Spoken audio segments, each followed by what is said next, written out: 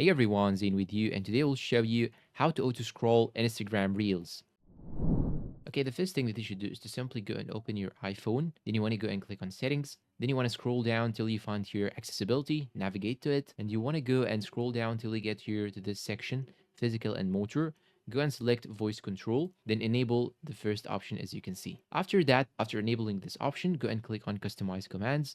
Then you want to go and search for create new command, simply click on it. And you want to go and click on phrase. You want to type next, just like so. Then you want to click on save. And after that, you want to go and click on action.